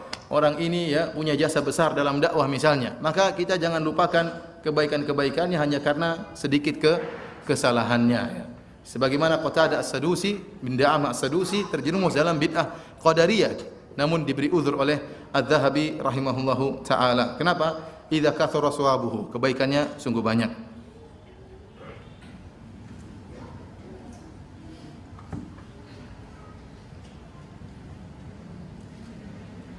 Yunus As-Sadafi berkata, "Ma ra'aitu aqala min asy-Syafi'i." Aku tidak pernah melihat seorang yang lebih berakal daripada Imam Syafi'i.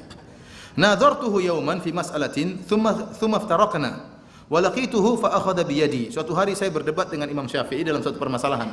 Lalu kami berpisah. Setelah itu saya bertemu lagi dengan dia, fa akhadha bi yadi, kemudian dia pegang tanganku.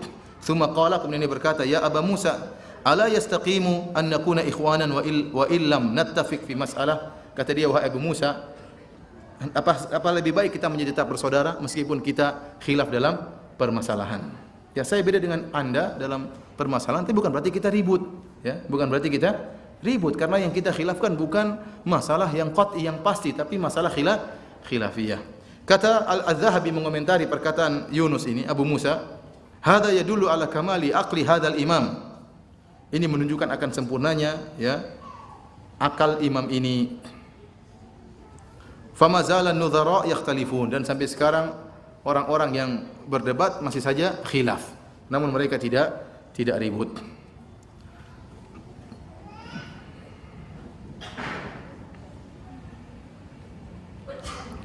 Tapi para hadirin Allah Subhanahu wa taala, terakhir ya, sebelum kita buka tanya jawab ya, selain adab yang telah kita sebutkan, hadirin yang dirahmati oleh Subhanahu wa taala, kita lanjutkan ya.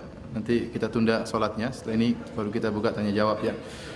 Yang terakhir saya sampaikan bahwasanya khilaf tidak akan pernah habis ya. Dan ini sudah takdir Allah, kita lihat khilaf akan terus ada, terutama masalah-masalah fikih. Kenapa? Karena cara pandang berbeda. Seorang belajar sama guru yang lain, yang ini gurunya cuma 1, ini gurunya 5, ini gurunya 10, maka cara pandangnya berbeda. Saya katakan tadi, kalau Imam Malik tidak marah sama Imam Syafi'i tatkala Imam Syafi'i menyelisihi dia, Al-Imam Syafi'i pun tidak marah, tidak ngamuk tatkala Imam Ahmad ya menyelisih dia padahal muridnya sendiri ya. Maka bagaimana dengan kita yang jauh dari mereka? Siapakah kita kalau kita memaksa orang mengikuti pendapat kita? Kita ini siapa? Kita ini siapa? Kalau Imam Syafi'i, Imam Malik yang luar biasa ilmunya tidak boleh untuk ditaklidi dan tidak pantas untuk ditaklidi, bagaimana dengan kita yang penuh dengan kekurangan, yang ilmu kita pas-pasan, hafalan Quran goyang, atau tidak hafal Al-Quran, ya, hafalan hadis juga goyang, bahasa Arab nggak beres, ya. Kemudian kita ingin orang taklid sama kita ini siapa? Oleh karenanya saya katakan antum sebagai audiens, ya, jangan memperkeruh suasana, ya. Bikin suasana itu baik di antara para dai, karena terkadang terjadi perselisihan di antara dai gara-gara murid-murid yang mengompori. Dan antum menanggung dosanya kalau antum mengompori. Jangan bertanya tentang masalah-masalah yang menimbulkan perselisihan dan pertikaian atau membuat memancing emosi seorang ustadz dan yang lainnya, ya. Jadi kita husnudzan kepada saudara kita. Selama ini masalah khilaf yang khilafiyah, ternyata banyak ulama juga berpendapat boleh dan sebagian ulama berpendapat tidak boleh. Maka ini masalah khilafiyah, sebagaimana para ulama tersebut tidak ribut, kenapa kita mesti ribut? Kita husnudzan bahwasanya saudara kita juga ingin kebaikan. Jangan kita tuduh dia itu berpendapat demikian karena dia ikut hawa nafsu. Dia berpendapat demikian karena dikasih duit misalnya. Jangan, tidak boleh.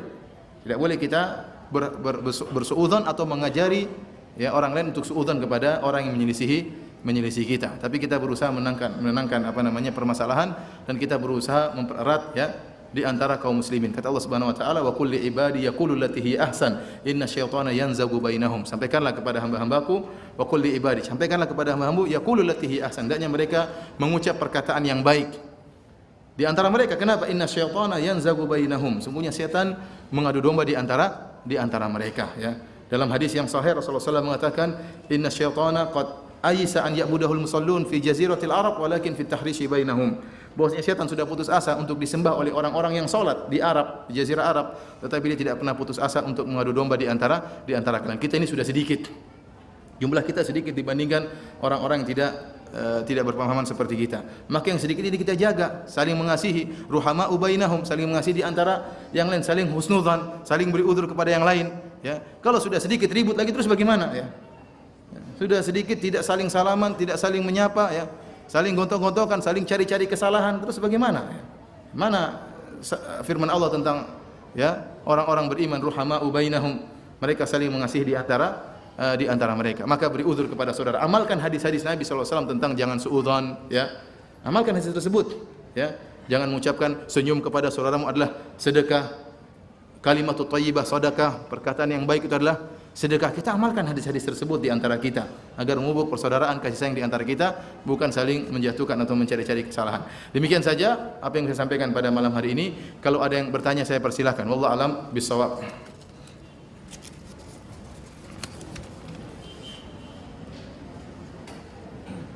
Bagaimana tentang khilaf kontemporer? Khilaf kontemporer adalah masalah-masalah yang terjadi di zaman sekarang yang di zaman dahulu para salaf tidak ada. Contohnya seperti saya katakan masalah pemilihan misalnya, ya.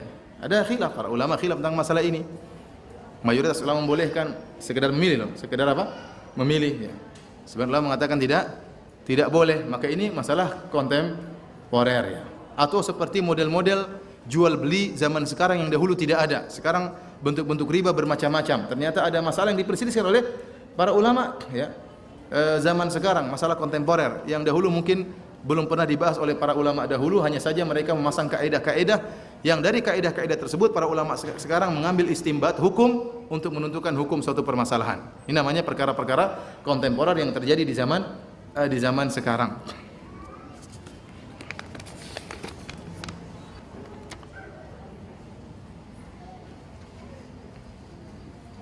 Ustaz, saya mau bertanya, saya berprofesi sambilan sebagai Gojek online.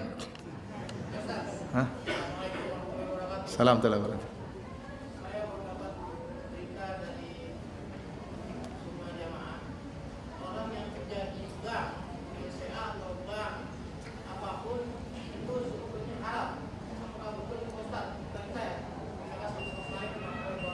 Waalaikumsalam telah berada. Sebentar Pak, ya, saya jawab dulu ini. Saya berprofesi sambilan sebagai Gojek online. Setiap membawa penumpang kadang-kadang wanita karena tidak bisa milih-milih. Yang saya mau tanyakan, apakah boleh hukumnya kerja jadi Gojek online menurut Ustadz? Ya kalau yang diajak laki-laki tidak jadi masalah. Yang jadi perempuan masalah, ya. Udah banyak istighfar kepada Allah Subhanahu wa taala.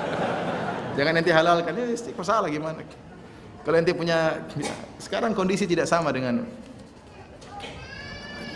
namanya seperti gitu. Sekarang mau kerja di kantor, ikhtilat laki-laki perempuan, masa kita bilang tidak boleh kerja di kantor? Ya, repot, kondisinya sekarang susah untuk dihindari. Ya. Naik bis juga ikhtilat, tidak boleh naik bis, tidak boleh naik apa namanya? Busway. Pasti ikhtilat atau tidak? Pasti ikhtilat. Maka saya bilang ente banyak istighfar. Atau ente buat peraturan laki-laki tidak mau saya terima. Bilang sama bos, pokoknya kalau online-nya perempuan saya tidak mau. Kalau ente bisa seperti itu maka wajib bagi ente untuk memilih bahwasanya saya hanya boleh lelaki. Kecuali kalau ternyata namanya misalnya apa namanya namanya perempuan tapi ternyata namanya laki-laki tapi ternyata apa? Perempuan, itu masalah. Saya pernah kejadian ada seorang dari televisi ingin ketemu saya di Madinah. Namanya Rinto. Aduh saya sebut namanya lagi, astagfirullah ya. Intinya maksud saya namanya laki-laki. Kemudian SMS, di mana? Saya bilang ini. Ternyata Mbak Rinto. Namanya perempuan ya, saya tidak bisa lagi gimana ya. Artinya kalau Anda bisa memilah-milih antara laki-laki dan perempuan maka hukumnya wajib. Kalau tidak bisa ya banyak istighfar kepada Allah Subhanahu wa taala. Kalau Anda punya kerjaan cukup tidak perlu ya sudah, tidak perlu. Ya. Tadi masalah bank ya. Saya bukan bidangnya, terutama masalah bank syariah saya tidak mengerti. Ya ada namanya bank menamakan dirinya bank Islami. Ya saya tidak mengerti secara detail tentang kegiatan-kegiatan yang mereka lakukan, apakah benar-benar Islami ataukah tercampur ada kegiatan riba dan kegiatan Islami. Yang dari situ baru kemudian bisa kita munculkan hukum tentang hukum orang yang bekerja di situ. Adapun bank yang konvensional yang asli riba tanpa ada Islaminya sama sekali tentunya tidak diperbolehkan. Ya, karena dia melakukan praktek riba, ya, dan riba hukumnya haram dan dosa besar. Tapi kalau bank Islami saya tidak tahu, ya antum tanya kepada orang-orang yang berkompeten seperti Ustaz Arifin Badri atau Ustaz Erwandi yang mereka ya berkecimpung dalam masalah perbankan. Adapun saya tidak tahu.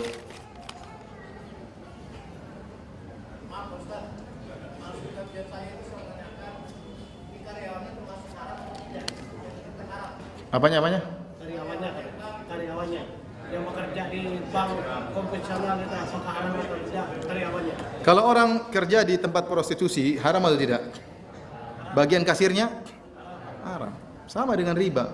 Rasulullah SAW mengatakan, Jabir mengatakan, la'ana Rasulullah SAW akila riba wa mukilahu, ya, wa katibahu wa syahidaihi wa qalahum sawa. Rasulullah SAW melaknat pemakan riba, wa mukilahu, dan nasabah yang memberikan keuntungan kepada rentenir tersebut.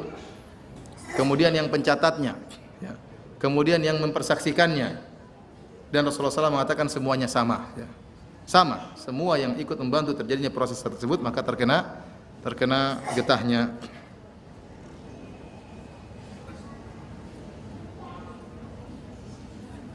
Bagaimana hukum menanyakan suatu perkara dalam suatu majelis sedangkan si penanya sudah mengetahui hukum tersebut namun ditujukan untuk menyindir temannya yang menolak hukum perkara tersebut saat diberitahu secara pribadi? Tidak jadi masalah ya, tapi dengan pertanyaan yang bagus yang tidak menyakiti hati seorang, dan sang ustadz juga menjawab dengan pernyataan yang baik sehingga orang yang mendengar bisa menerima.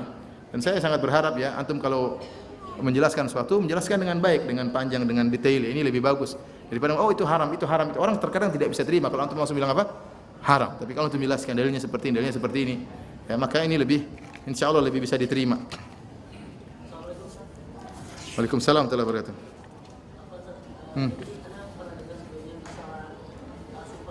Masalah apa?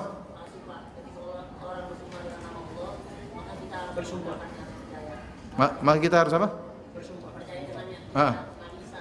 Iya. Terus? Nah itu berlaku hukuman nggak bagi mereka? Misalnya kita melihat orang mencuri, dia bersumpah demi Allah aku tidak mencuri. Apa kita boleh mengambil darahnya, tidak boleh memotong tangannya atau tidak potong saja? Antum bawa pisau potong tangan. Iya, kalau sudah ada apa namanya ketangkap basah misalnya, ya, ketangkap basah. Kemudian kita lihat dia mengambil harta orang lain, ya, maka kita serahkan kepada polisi atau pihak yang berwajib, ya. Jadi pernyataan seperti itu kalau orang sudah bersumpah harus kita benarkan. Maksudnya orang yang terbiasa jujur, ya, orang yang tidak kita ketahui suka dusta. Tapi kalau kita temukan pencuri di tempat gelap-gelap ini biasanya apa? Pencuri. Ya. Jadi maksud saya kalau orang sudah bersumpah dengan Allah maka wajib bagi kita untuk apa? Membenarkan. Meskipun mungkin penglihatan kita keliru, menurut kita dia tidak benar, tapi orang ini biasanya apa? jujur, maka wajib bagi kita untuk membenarkan perkataan dia. Tapi kalau ada orang yang tidak jelas, tidak diketahui kejujurannya dan dia berada di tempat-tempat yang menimbulkan kecurigaan, maka kalau dia pun bersumpah harus diperiksa. Apalagi ada barang orang lain yang diambil kemudaratan, maka harus diperiksa. Jadi tentang masalah tadi dibawakan kepada orang-orang yang biasanya jujur, maka kalau dia bersumpah harus kita benarkan.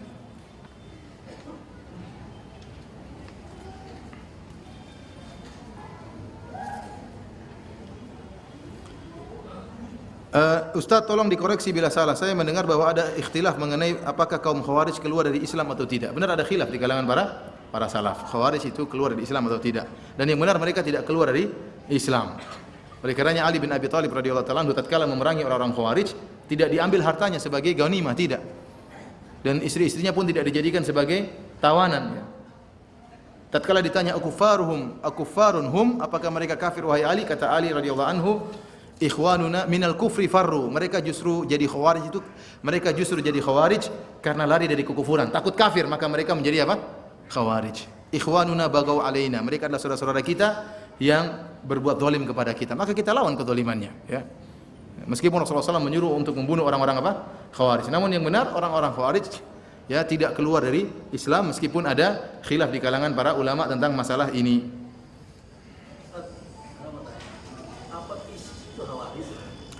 Apakah ISIS itu Khawarij? Ya, sebagian banyak ulama sekarang mulai berani untuk menyatakan ISIS itu apa? Khawarij. Ya. Dan itu ijtihad mereka. Kenapa? Karena sifat-sifat. Jadi ada hadis menunjukkan Khawarij selalu muncul di setiap zaman. Jadi ada hadis-hadis yang menunjukkan Khawarij itu apa? Akan muncul setiap zaman sampai keluarnya Dajjal. Dia akan muncul terus. Nah, sekarang ISIS sudah muncul. Dia Khawarij atau bukan? Banyak ulama mengatakan mereka apa? Khawarij. Kenapa? Karena sifat-sifat Khawarij yang Rasulullah SAW sebutkan nempel pada mereka. Pertama, Rasulullah SAW mengatakan sufaha'u ahlam, hudatsa'u asnan. Mereka di antaranya anak-anak muda. Di antaranya mereka adalah orang-orang yang bodoh. Oleh karenanya tidak ada orang ISIS yang dikenal sebagai ulama. Antum tahu, cari coba apakah ada orang ISIS yang dulu pernah punya karya ilmiah, yang punya buku-buku ilmiah tentang bidang fikih, akidah, enggak ada. Tahu-tahu muncul anak-anak muda, dan ini cocok dengan sabda Nabi sallallahu alaihi wasallam. Kemudian yaqtulunal muslimin wa yad'una ahlal authan, mereka membunuh kaum muslimin dan mereka membiarkan penyembah apa? Berhala. Dan ini mereka lakukan benar, yang dibunuh kaum muslimin. Sementara Syiah mereka tidak perangi. Intinya banyak orang-orang kafir tidak mereka perangi. Dari situ kita hargai dan pendapat banyak ulama. Saya bukan katakan satu dua, banyak ulama terutama tatkala semakin jelas pemikiran mereka. Mereka beristihad dan mengatakan bahwasanya ISIS adalah termasuk dari Khawarij. Ya. Karena sifat-sifat Khawarij yang disebut oleh Nabi SAW terdapat pada mereka. Maka para ulama mengatakan jangan sekali-sekali ya kita kemudian berusaha membela mereka. Karena bahaya. Ya, seperti saya katakan di Arab Saudi ya. Ada seorang yang bunuh sepupunya sendiri dan dia rekam videonya, dia mengatakan saya telah berbaiat kepada Abu Bakar Al-Baghdadi. Ini sepupu saya adalah pengikut Ali Saud, kerajaan Saudi. Ini adalah munafik, dibunuh, ditembak. Dibunuh dan dia rekam. Kemudian dia apa? Sebarin, dia bangga. Ya, subhanallah, sampai seperti itu. Ya. Dan mereka mudah mengkafirkan, seperti kejadian di Arab Saudi juga, bom di masjid. Bayangkan, ini bom masjid tentara. Berapa yang meninggal? Banyak sekali yang meninggal, puluhan yang meninggal. Padahal itu mereka sedang sholat. Jadi dibom tatkala sedang apa? Sedang sholat. Bagi mereka ini kafir semua meskipun sholat. Sehingga Quran berlumuran darah. Sampai waktu saya nonton wawancara, imamnya berkata, imamnya tidak meninggal waktu itu, bomnya di belakang. Jadi banyak yang meninggal sementara mereka rakaat keempat kalau enggak salah. Dia bilang, lihatlah ini Quran di sini, banyak orang hafid Quran di sini, di masjid ini. Ini Quran sudah dikhatamkan berapa kali, sekarang berlumuran darah dan macam-macamnya. Terus Anda kemudian husnudzon kepada orang-orang seperti ini, oh enggak apa-apa, mereka juga beristihad, mereka juga, ya sudah, kalau mereka bunuh ente gimana? Bunuh keluarga ente? Husnudzon tidak pada tempatnya. Husnudzon tidak pada tempatnya. Sementara para ulama sudah memvonis.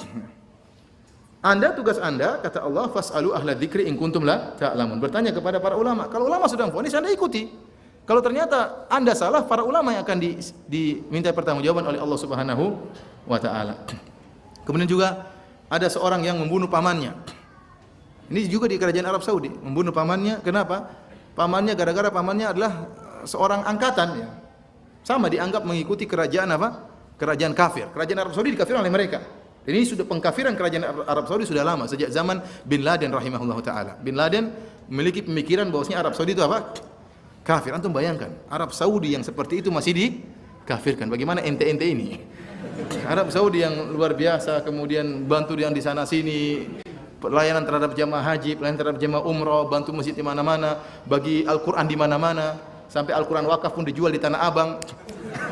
Artinya subhanallah, masih dikafirkan. Yang membela tauhid, yang membantah kesyirikan, ya, yang menyuruh kepada penerapan syariat Islam, yang selalu didoakan di setiap khutbah Jumat, ya Allah jadikanlah pemimpin kaum muslimin di seluruh alam semesta ini berhukum dengan syariat Allah. Itu doa yang selalu saya dengar tiap hari Jumat.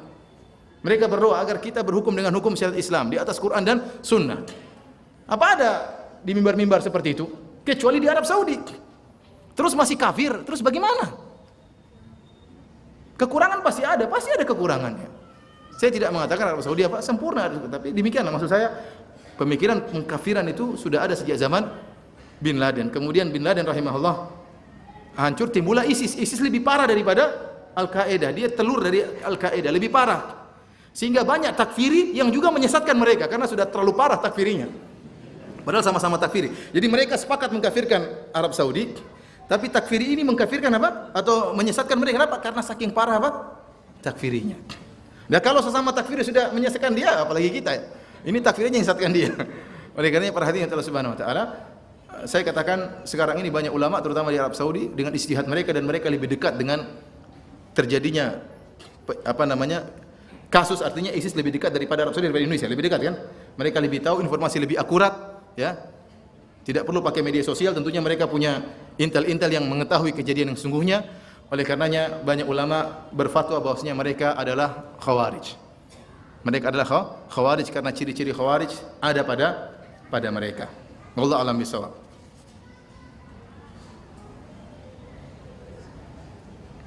Saya punya video, ya. Mau lihat? Video, dan ini sering saya dibantah. Saya bantah tentang pikiran khawarij, kata mereka, "Ustaz, ente banyak bantah, lihat nih, orang ISIS meninggal dalam kondisi senyum, kondisi tertawa." Saya nggak bisa bantah, gimana membantahnya? Saya bilang sama teman saya orang Amerika, dia bilang kalau ente model gitu banyak orang Nasrani meninggal senyum, ente mau gimana? Terus ternyata dikirim berikutnya itu sekedar tipuan. Coba sini, siapa orang Arab satu sini? Saya tunjukkan. Hah? Siapa? Sini, saya tunjukkan videonya. Ya, sebentar ya. Antum orang Arabnya? Tapi nggak bisa bahasa Arab katanya. Kasihan, banyak orang Arab nggak bisa bahasa Arab, kasihan. Ini lihat ya. Ini fotonya. Ternyata ini penipuan. Dia masih hidup. Enggak, dia bikin video. Bentar, dibongkar ya. Ini foto. Jadi berpose seakan-akan Dia berakting aja. berakting meninggal dalam kondisi apa? Tertawa. Padahal acting. Kebongkar ya. Orang nggak tahu dari mana. Maksud saya ya, terkadang kalau sudah ada seperti itu dalil sudah hilang. Ya, dalil sudah hilang. Waktu saya bilang, saya kirim ini teman saya orang Amerika ketahui. Kalau ente mau seperti ini, pendeta meninggal senyum juga ada. Terus kemudian jadi benar menyembah Nabi Isa. Ya. Oleh karena perhatian Allah Subhanahu wa taala, saya lebih condong kepada pendapat para ulama yang beristihad dan mengatakan mereka ya khawarij atau minimal berpemikiran dengan pemikiran apa? Khawarij. Dan kita selama saya hidup, saya tidak pernah bertemu dengan orang-orang takfiri yang seganas mereka. Subhanallah. Ganas sekali, tinggal tembak-tembak, bunuh sana, bunuh sini. Mengerikan. Maka para ulama mengatakan jangan sekali-sekali husnudzon sama mereka. Anda berhusnudzon seakan-akan Anda membantu pemikiran mereka. Jangan. Tegas terhadap mereka. Sampai para ulama menyebarkan, kalau ada di Arab Saudi, kalau ada anak Anda yang kemudian mulai laporkan kepada polisi. Kenapa? Sebentar lagi dia akan ngebom. Dia ngebom di mana? Ngebomnya di masjid. Ngebomnya di masjid, yang dibunuh orang-orang yang sedang sholat, yang baca. Kenapa? Menurut dia kafir semua. Menurut dia kafir semua, dan kebanyakan anak muda yang tidak pernah belajar. Dan benar, sufaha'u al-asnan, hudathaul asnan, anak-anak muda.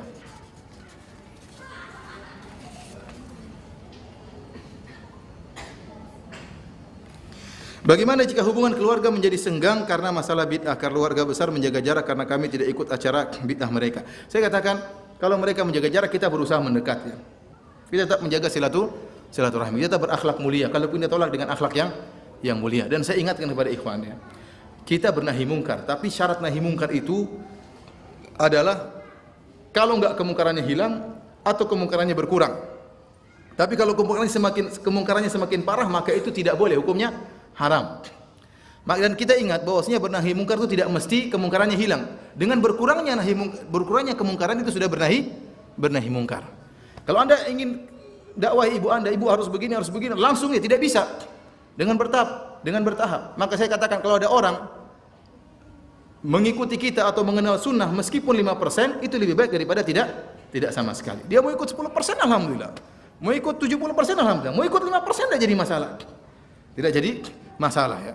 Yang penting dia ada perubahan dari menjadi lebih baik. Baik, ada lagi yang bertanya? Apa sudah selesai? Waalaikumsalam warahmatullahi wabarakatuh.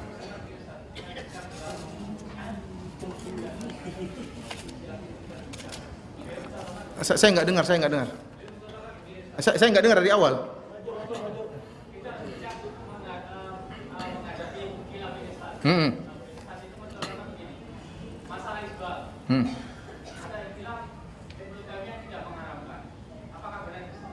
Saya tidak tahu kalau Ibnu Taimiyah tidak mengharamkan, tapi masalah isbal secara umum khilafiyah. Ya, yang menyatakan haram, yang condong kepada pengharaman secara mutlak meskipun tidak sombong, di antaranya Az-Zahabi dan Al-Hafidz Ibnu Hajar rahimahullah, dan dari mazhab Maliki adalah Ibnu Al-Arabi. Tetapi banyak ulama yang menyatakan kalau hanya sekedar tidak sombong maka hukumnya makruh, di antaranya Syafi'i rahimahullah, di antaranya Imam Nawawi rahimahullah. Maka dari sini tugas antum adalah menyampaikan, menurut pendapat saya haram secara mutlak, dan saya punya tulisan tentang masalah ini. Ya, tapi bukan berarti kalau ada yang isbal kemudian kita tuduh dia apa? Sombong. Kita tuduh dia tidak mengikuti sunnah. Mungkin dia mengikuti pendapat bahwasanya sekedar apa? Makruh, selama tidak sombong. Paham? Ya. Jadi antum boleh menyampaikan, namun antum jangan mandang dengan sinis. Gara-gara dia isbal. Seakan-akan sudah di bawah level antum ya. Padahal dia selalu berbakti sama orang tua, antum enggak pernah telepon orang tua. Mau saya, antum boleh menyampaikan ya, apa enggak baik diangkat? Kan bisa aja ya. Ini makruh ya, kan makruh lebih bagus ditinggalkan ya. Bisa dengan kata, ente memang ngeyel. Jangan begitu. Ya, seperti itu. Jadi jangan menjadikan satu yang bukan barometer menjadi barometer. Tadi seperti saya katakan, zaman dulu ada orang yang tidak gerak-gerak jari, oh ini bukan salafi. Kenapa sholatnya enggak gerak-gerak jari? Kalau geraknya gini aja mantap, apalagi semakin cepat. Semakin mantap salafinya, padahal bukan begitu. Jadi kalau kita mengenal masalah khilafiyah, kita lebih longgar dan kita lebih beri uzur kepada saudara kita. Kalau enggak kita bawaannya suudzon ya. Kita melulu ikut hawa nafsu, ya, macam-macam. Makanya seorang belajar dan belajar. Baik, terakhir. Assalamualaikum warahmatullahi wabarakatuh. Waalaikumsalam warahmatullahi wabarakatuh. Bertepatan dengan Natal dan Tahun Baru ini, kebetulan kita ini kan dari Kalimantan. Jadi kebetulan keluarga itu semua non-muslim. Jadi apakah boleh kita membantu menyumbangkan untuk beli salib? Ya, beli baju apa untuk mereka kan? Jadi beliau ini alhamdulillah ya Islam, dan banyak kerabat-kerabat yang masih non muslim. Sebentar lagi acara Natalan ya. Boleh enggak kita bantu belikan baju baru supaya mereka senang dalam acara Natalan ya? Jawabannya haram ya. Jawaban yang seluruh perkara yang mendukung acara Natalan maka hukumnya apa? Haram. Hukumnya haram. Dan saya sering sampaikan, mengucapkan selamat Natal sebagaimana penjelasan Ibnu Qayyim kalau tidak salah, sebagai penjelasan para ulama, mengucapkan selamat Natal itu lebih parah daripada selamat berzina, daripada selamat minum apa? Khamar. Kenapa? Karena Natal itu meyakini hari lahirnya Isa sebagai Tuhan, bukan sebagai Nabi. Kalau Anda mengatakan selamat hari lahir, selamat hari kelahiran Tuhan, kan ini bahaya ini. Bahaya. Hari kelahiran Tuhan. Iya enggak? Nah, selamat Natal artinya apa? Hari kelahiran Isa sebagai Tuhan, bukan sebagai Nabi. Karena sebagian orang mengatakan, kan masing-masing apa keyakinan. Waktu saya bilang selamat Natal, maksudnya saya gembira dengan kelahiran Isa sebagai Nabi. Benar itu menurut Anda, tapi apa yang dipahami oleh orang non-muslim, orang Nasrani? Dia memahami Anda ikut bergembira dengan lahirnya Isa sebagai Tuhan, Isa alaihissalam, bukan sebagai Nabi. Makanya mengucapkan selamat Natal itu sama dengan selamat kufur. Saya dukung kekufuran lebih parah daripada selamat berzina, daripada selamat apa? Minum khamar, daripada selamat praktek riba. Lebih parah. Maka seorang, dan masih banyak yang tidak mengerti akan hal ini, maka seorang menjauhi segala perkara yang berkaitan dengan Natalan. Kita baik kepada mereka dalam yang lain. Maka anda terkadang kita dihantui dengan ketakutan. Kalau kita tidak bantu nanti dibilang apa? Kita bilang aja, mohon maaf, saya tidak diperbolehkan dalam agama saya. Ya. Saya sayang sama anda, saya saudara anda. Tapi kalau untuk ini, mohon maaf, kamu ngertilah agama saya ngelarang seperti itu. Bilang aja baik-baik. Kalau orang SMS selamat dari non muslim itu banyak SMS masuk ke HP kita, selamat Natal, selamat tahun baru, gimana? Enggak usah dibalas. Enggak usah dibalas. Atau ente balas, semoga dapat hidayah. Semoga dapat hidayah. Semoga dapat hidayah. Kok jawabnya gitu? Jelasin waktunya, nanti jelas. Nanti harus belajar apa itu syirik, apa itu tauhid, tentang bagaimana Nabi Isa dalam Injil disebutkan dia sebagai manusia, bagaimana Nabi Isa menjadi Tuhan sementara dia berdoa. Kalau Tuhan doa sama siapa? Kalau Tuhan sholat sama siapa? Oh Tuhan kok sholat sama? Terus sujud sama siapa kalau begitu? Ini kali Tuhan kok sujud? Ya. Tuhan kok lapar ya? Yang paling dalam Injil yang paling hal yang lucu. Jadi kalau Nabi Isa Tuhan, suatu hari Nabi Isa berjalan dan dia kelaparan. Pertama Tuhan lapar ini ceritanya. Kemudian dia melihat ada pohon dari kejauhan. Oh ada pohon, dia ingin makan. Sampai di pohon tersebut dia dapati buahnya nggak ada. Maka dia pun marah, dia mengutuk pohon tersebut. Sebenarnya kan kalau dia Tuhan perkaranya gampang, lapar cering kenyang. Dan memang tidak lapar sama sekali. Kemudian oh itu pohon itu nggak ada buahnya. Tahu sejak awal itu nggak ada buahnya. Ini dia jalan, ternyata nggak ada. Berarti dia kecil kan? Ada Tuhan kecil berarti. Jadi ke situ sampai situ nggak ada buahnya.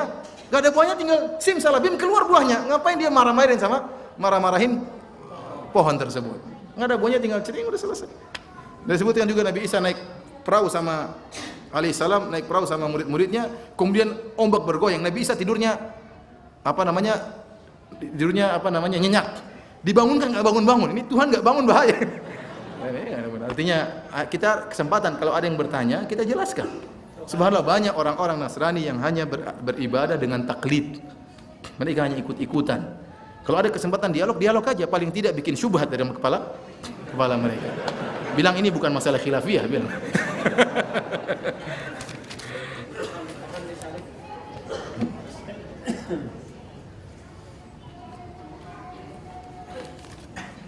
Ustaz, saya mau tanya tentang soal khilaf jimat dalam Al-Quran. Yang khilaf saya katakan jimat dari Al-Quran adalah jimat yang murni tertulis dengan apa? Al-Quran. Ini pendapat sebagian sahabat. Ya. Namun kebanyakan sahabat mereka mengatakan haram secara mutlak. Ya. Yang jadi masalah sekarang, ya, dan dalil-dalil yang menunjukkan haram secara mutlak lebih kuat. Ya. Ya, Rasulullah SAW mengatakan man ta'allaqa tamimatan faqad asyrak. Barang siapa menggantungkan jimat maka dia telah berbuat syirik. Rasulullah SAW tidak membedakan satu dengan yang lainnya. Yang kedua, Al-Quran itu dia berfungsi atau dia mujarab dengan dibaca. Ya, Al-Quran itu untuk dibaca. Oleh karenanya Rasulullah SAW mengajarkan ruqyah semuanya dengan dibaca. Tidak kita sakit apa? Al-Quran tempel di kepala terus. Enggak. Tapi dibaca. Al-Qurannya dibaca. Maka ini menunjukkan pengobatan dengan Al-Quran, ya. Sekarang kalau kita ingin rumah kita selamat, Rasulullah SAW suruh baca surat Al-Baqarah. Tapi kalau anda misalnya supaya selamat tidak diganggu setan, ente pasang ayat kursi di hadapan kamar, nih. Jadi setan kalau membaca dia kebakar. Kenapa? Ada ayat kursi digantung di depan rumah. Setan nyelonong tidak baca-baca, dia langsung nyelonong. Dia tidak baca. Ini tidak bisa baca Quran, dia masuk dalam langsung. Kemudian juga kalau jimat dengan Al-Quran, terkadang anak-anak, ente lagi pakai jimat Al-Quran, di sini ente bermaksiat. Saya punya tetangga dulu, ya. Bukan jimat lagi, jimat langsung di kulitnya, tato, bismillahirrahmanirrahim. Tapi ya kayak begitu, mabok sering teler. Ya kan bagaimana? Ya, kemudian ente masuk dalam WC juga. Jadi Al-Quran terus apa di bawah. Jadi belum lagi kalau dipasang pada anak-anak. Akhirnya apa? Ngilernya semuanya kenapa? Al-Quran. Jadi imtihan adanya perendahan terhadap Al-Quran. Maka yang benar jimat dengan apapun hukumnya haram. Dan yang terjadi sekarang, meskipun jimat tersebut ada Al-Quran, namun dia tidak Al-Quran murni. Saya punya teman, dia cerita sama saya waktu dia ke Afrika. Dia lihat banyak orang pakai jimat. Dan dia dengan berani dia mengatakan, barang siapa yang punya jimat murni Al-Quran, saya kasih hadiah. Datanglah mereka rame-rame. Yang pakai jimat-jimat semuanya muncul akhirnya. Waktu dibuka nggak ada yang murni Al-Quran. Entah ada yang ditulis di kulit binatang, ada yang dengan darah haid, ada dicampur dengan garis-garis, dengan kotak-kotak, dengan angka-angka. Tidak ada Quran yang murni. Ada yang hurufnya dipisah-pisah, ada yang ditulis terbalik. Jadi seperti ini. Makanya syaitan ingin apa? Talbisul haq bil batil, dicampur antara kebatilan dengan kebenaran. Jadi ada Al-Qur'annya, orang yang lihat yang penting ada Al-Qur'annya, padahal ada kebatilan. Namun seandainya ada yang jimat Al-Qur'an doang, maka kita bilang masalah khilafiyah, meskipun kita merajihkan hukumnya haram secara mutlak ya. Wallahu a'lam bishawab. Sampai di sini saja kajian kita. Kurang lebihnya saya mohon maaf dan kita berdoa kepada Allah Subhanahu wa taala semoga Allah mempersatukan hati-hati kita dan semoga Allah senantiasa mempersatukan para dai, menyatukan hati-hati mereka dalam meniti jalan dakwah di jalan Allah Subhanahu wa taala. Subhanakallah bihamdik asyhadu an la ilaha illa anta astaghfiruka wa atubu ilaik. Assalamualaikum warahmatullahi wabarakatuh.